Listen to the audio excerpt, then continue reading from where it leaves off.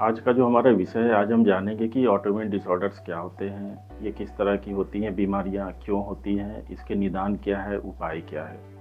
दोस्तों, जब हम ऑटोइम्यून बीमारियों की बात करते हैं तो हमें समझ लेना ज़रूरी है कि ऑटोइम्यून बीमारियाँ हमारे शरीर के अंदरूनी वजह के कारण होती हैं, जो कहीं से आती नहीं है या किसी पैथोजन या कोई हमारा बाहर का ऑर्गेनिज़्म नहीं करता है। ये हमारे शरीर का जो नॉर्मल इम्यून फंक्शन है, जिसे हम बोलते हैं प्रतिरोधन क्षमता।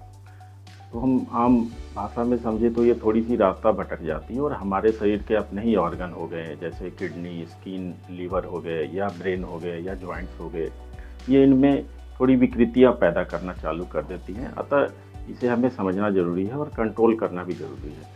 अब हम जानेंगे कि ऑटोइम्यून बीमारियाँ किस-किस प्रकार की होती हैं। जो ऑटोइम्यून बीमारियाँ हम देखते हैं उनमें रूमेटॉइड आर्थराइटिस है, सिस्टेमिक लूपस एरिथेमेटोसस है, जिसे हम एसएलई के बारे में जानते हैं, नाम से जानते हैं, या शोगरेन सिंड्रोम है।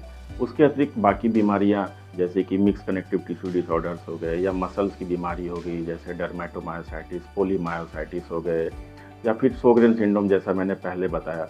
इन सब में ऑर्गन्स का हमारे इन्वॉल्वमेंट होता है, जिसके विभिन्न प्रकार के लक्षण होते हैं। तो जो ऑटोइम्यून बीमारियाँ हम अपने ओपीडी में देखते हैं, उनमें मेनली पेशेंट आते हैं रूमेटॉइड आर्थराइटिस के, सिस्टेमिक स्क्लेरोसिस के हैं, सिस्टेमिक लूपस एरिथेमेटोसस जिसे हम एसएलई के नाम से जानते हैं, या फिर काफ़ी ज़्यादा पेशेंट तादाद में शोगरेन सिंड्रोम के आते हैं, या फिर डर्मेटोमायोसाइटिस या मसल इन्फ्लेमेटरी डिसऑर्डर वाले पेशेंट आते हैं।